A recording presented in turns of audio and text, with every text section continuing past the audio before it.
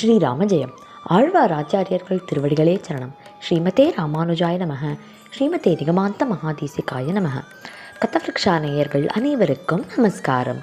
கதவிருக்ஷா வழங்கும் மார்கழி மலர் மழலை திருப்பாவை நிகழ்ச்சியுடைய இன்றைய பகுதிக்கு உங்கள் எல்லாரையும் நான் வெல்கம் பண்ணுறேன். இந்த நிகழ்ச்சியில் நம்ம குழந்தைகள் திருப்பாவை சேவிக்கிறத கேட்டுட்டு வந்துட்டுருக்கோம். நேத்திக்கு சம்ஹிதா குட்டி திருப்பாவையுடைய 6வது பாசுரம் சேவிச்சா. அதை தொடர்ந்து இன்றைக்கும் சம்ஹிதா திருப்பாவையுடைய 7வது பாசுரம் கீச்சு கீச்சென்றெங்கும் பாசுரம் சேவிக்க போகிறா. அவளோட சேர்ந்து அந்த பாசுரத்தை நம்மளும் கேட்டு அனுபவிக்கலாம்.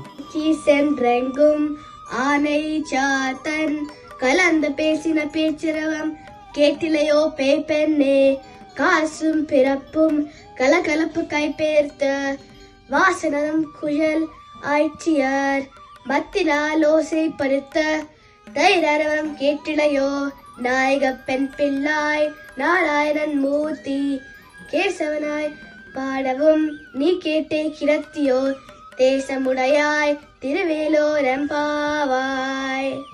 மீண்டும் ஒரு விசேஷமான பாசுரம். கேசவனை பாடவும் நீ கேட்டே கிடத்தியோன்னு திருவாய்ப்பாடியில் இருக்கிற அந்த கண்ணனை கூப்பிடுற ஆண்டாள். அதை ரொம்ப விசேஷமாக சேவிச்சுட்டா குழந்தை சம்ஹிதா. ரொம்ப அழகாக இருந்தது. நீங்கள் எல்லோரும் அதை நன்னா கேட்டு ரசிச்சிருப்பேள் அப்படின்னு நினைக்கிறேன். இதே மாதிரி தொடர்ந்து நாளைக்கு எந்த பாசுரம் குழந்தை சேவிக்க போகிறா அப்படின்றத கேட்கறதுக்காக எல்லாரும் காத்துருங்கோ.